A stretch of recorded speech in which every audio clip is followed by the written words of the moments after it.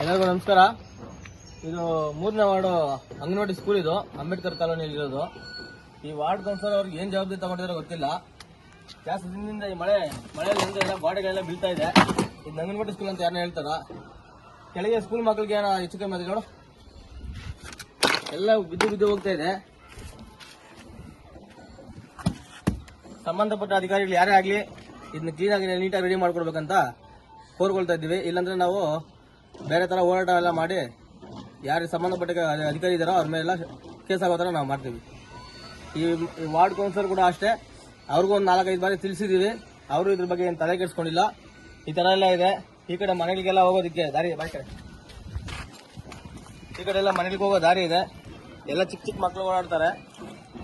ಏನಾದ್ರೂ ಹೆಚ್ಚು ಕಮ್ಮಿ ಆಗಿ ಎಲ್ಲ ಬಿದ್ದೋಗ್ಬಿಟ್ರೆ ಎಲ್ಲರಿಗೂ ಹೆಚ್ಚು ಕಮ್ಮಿ ಆಗುತ್ತೆ. ಸಂಬಂಧಪಟ್ಟ ಅಧಿಕಾರಿಗಳು ಯಾರೇ ಆಗ್ಲಿ ಬೇಗ ಇದನ್ನ ತೆರವುಗೊಳಿಸಿ ಕ್ಲೀನಾಗಿ ಕಟ್ಟಡ ಕಾಮಗಾರಿ ಮಾಡಿ